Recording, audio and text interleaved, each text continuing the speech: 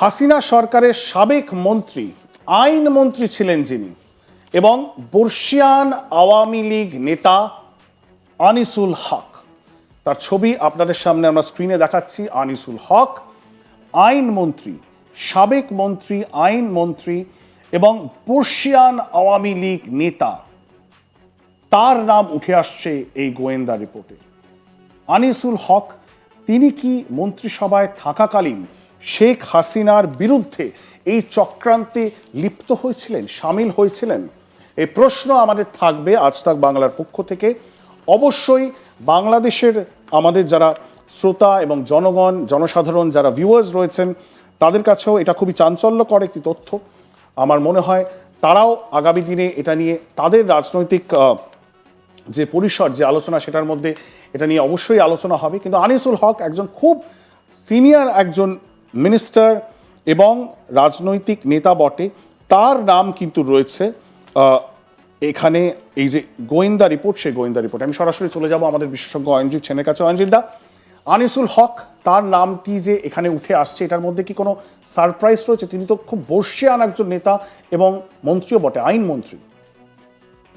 হ্যাঁ, আমার মনে হয় ডেফিনেটলি এটা একটা আশ্চর্য হওয়ার বিষয়, বিকজ যেরকম ভাবে মানে যা আঁচ করা যাচ্ছিল, যতটুকু বাংলাদেশ মানে হাসিনা সরকার পড়ার পরে যেরকম চাঞ্চল্য তৈরি হলো এবং যেভাবে কিছু নাম উঠে আসলো, সেখানে কিন্তু এনার নামটা আসাটা আমার একটু আশ্চর্য লাগছে। আইনমন্ত্রী, দেশের আইনমন্ত্রী, এবং এনার নামটা যদি এসছে তাহলে কিন্তু আমার মনে হয় পর্দার পেছনে ডেফিনেটলি কিছু হয়েছে। কেননা না হলে নামটা তো এমনি এমনি আসবে না। কিন্তু এটা একটু খুবই আশ্চর্যজনক এবং চাঞ্চল্যকর বিষয় যে এরকম একটা নাম চলে এসছে সামনে।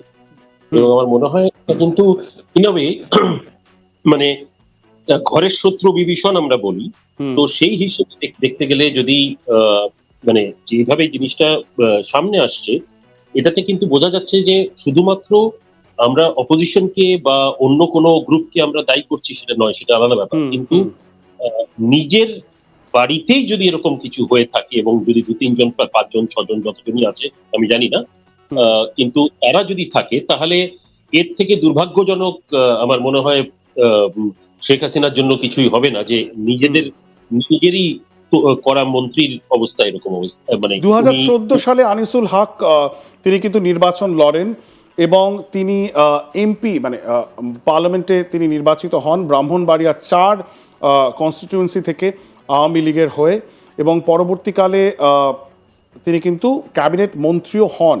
এবং এর আগে তিনি আইনমন্ত্রী তো ছিলেন, মিনিস্ট্রি অফ ল, জাস্টিস এবং পার্লামেন্টারি অ্যাফেয়ার্স। 2018 সালের নির্বাচনেও তিনি আবার জিতে আসেন আওয়ামী লীগের টিকিটেই, এবং তিনি আবার মন্ত্রী হন।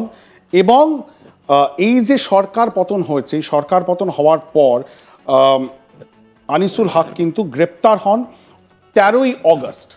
গত বছর অগস্ট মাসে সরকার পতন হওয়ার পর 13ই অগস্ট সদরঘাট থেকে তাকে কিন্তু গ্রেপ্তার করা হয়। তারপর বাংলাদেশের যে এজেন্সিজ, পুলিশ এবং যারা ছিলেন তারা কিন্তু গ্রেপ্তার করেছেন তাকে, এবং তার বিরুদ্ধে অভিযোগ ছিল যে তিনি একটি নৌকায় করে পালিয়ে যাওয়ার চেষ্টা করছিলেন। এবং সেই সময় তার সাথে ছিলেন সালমান এফ রহমান, তার আরেক সহযোদ্ধা আওয়ামী লীগের মধ্যে, এবং তাকে কিন্তু অ্যারেস্ট করা হয়। সুতরাং এই মুহূর্তে তিনি বাংলাদেশেই রয়েছেন।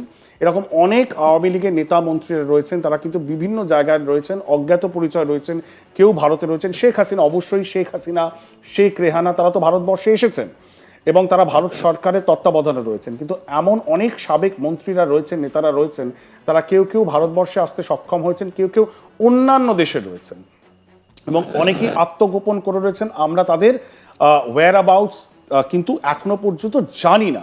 কিন্তু আনিসুল হক, যিনি সাবেক আইনমন্ত্রী, তিনি বাংলাদেশে রয়েছেন, তিনি গ্রেপ্তার হয়েছেন। কিন্তু তার বিরুদ্ধে এত বড় যে অভিযোগ অয়নজিৎ দা উঠে আসছে, এটার রেপারকাশন কি হতে পারে বলে মনে হয়? দেখুন, সবচেয়ে প্রথমে আমি একটা জিনিস বলবো যে অনেকে হয়তো বলতে পারে যে এমন একজনের নাম আসলো সামনে যিনি এখন গ্রেফতার হয়ে গেছে। কিন্তু একটা কথা আমাদের বুঝতে হবে যে আমরা ওখানে এই মুহূর্তে অবস্থিত নই। সুতরাং গ্রেফতার হওয়া মানে আমি পুলিশ থানাতে বা জেলে ঢুকে গেলাম, কিন্তু জেলে ঢুকে যদি সত্যি সত্যি যদি এই কাজটা উনি করে থাকেন, তাহলে জেলে ঢুকে কয়েদির মতো কিন্তু ডেফিনেটলি উনি থাকছেন। উনি হয়তো জাস্ট জেলের ভেতরেই বাড়ি বানিয়ে ফেলেছেন কি। আমরা কি এটা বলতে পারি অয়নজিৎ দা, আমরা এটা কি বলতে পারি যে যে ইন্টেলিজেন্স রিপোর্ট, যে গোয়েন্দা রিপোর্ট আমাদের কাছে এসেছে, গোয়েন্দা তথ্য, জুলাইয়ের 28-29 তারিখ থেকে অগস্টের 3 তারিখ পর্যন্ত, ভালো করে আপনাদেরকে আরেকবার বলি, জুলাইয়ের 28-29 তারিখ এবং অগস্টের 3 তারিখ, এই সময়টাতে এই কথোপকথনগুলি কিন্তু বাংলাদেশের গোয়েন্দা সংস্থা তারা কান পেতে শুনতে পায় এবং তাদেরকে ফ্ল্যাগ অফ করা হয়, ইফ আই এম কারেক্ট, ভারতীয় গোয়েন্দা সংস্থার পক্ষ থেকেই কিন্তু কোথাও গিয়ে একটা ইন্টেলিজেন্স ইনপুট দেওয়া হয় বাংলাদেশের গোয়েন্দা সংস্থাকে, এবং তারপর তারা সেই সূত্রেই এই সব মানুষগুলি, এবং আমাদের কাছে যে লিস্ট এই মুহূর্তে রয়েছে 16 জন মানুষের নাম আমাদের কাছে আছে, আরও নাম থাকতে পারে, যতটুকু আমরা সংগ্রহ করতে পেরেছি এমন 16 জন মানুষের নাম আছে, সবাই আওয়ামী লীগের নন, কিন্তু কিছু মানুষ একেবারে টপ লেভেলের, অ্যাটলিস্ট 3 জন আওয়ামী লীগ নেতার নাম আমরা কিছুক্ষণের মধ্যেই আপনাদের সামনে প্রকাশ করতে চলেছি। এটি খুব বড় একটি খবর, এখনো পর্যন্ত কেউ এই খবর কিন্তু আমাদের দর্শকদের সামনে নিয়ে আসেনি, যে বাংলাদেশে হাসিনা সরকারের পতনের পেছনে হয়তো কোথাও গিয়ে সলতে পাকাবার কাজ করেছেন কিছু তারই নিজের ক্যাবিনেট মন্ত্রী এবং নেতারা। তার মধ্যে একটি নাম আপনাদের সামনে আমরা বললাম, এবং তাই যদি হয়ে থাকে অয়নজিৎ দা, যেটা আমরা বলছিলাম, যে যদি আনিসুল হক ওই সময়টাতে এই যে চক্রান্ত, সেই চক্রান্তের সাথে কোথাও গিয়ে যুক্ত ছিলেন বলে এমন একটা আভাস পাওয়া যাচ্ছে এই গোয়েন্দা রিপোর্টে, তাহলে তিনি কি আগে থেকেই জানতেন যে সরকার পতনের একটা রূপরেখা তৈরি হয়েছে, বেশি দিন টিকবে না, অগস্টের মাঝামাঝি বা শেষের দিকে সরকার পড়ে যেতে পারে, তাই তিনিও সেইভাবেই প্রিপেয়ার করছিলেন? তিনি তো দেশ ছাড়তে পারেননি, সক্ষম হননি, আমরা জানি না, তাকে বলা হচ্ছে তিনি অ্যারেস্টেড হয়েছেন। এমনও তো হতে পারে যে তিনি অ্যারেস্ট যেটাকে দেখানো হয়েছে, তিনি কারাবরণ করেছেন এবং তিনি সেই এজেন্সিগুলির সাথে সহযোগিতা করেছেন, তাকে এখন কিভাবে রাখা রয়েছে আমরা জানি না জেলের মধ্যে। কিন্তু তুমি যেটা বলছো যে তিনি হয়তো বহাল তবিয়তেই রয়েছেন, এবং হয়তো আগামী দিনে আরও বেশি, মানে এই কয়েকটা মাসে, এই 6 মাসে আরও বেশি ইন্টেলিজেন্স এজেন্সিদেরকে তথ্য সরবরাহ করে তিনি সহযোগিতা করছেন।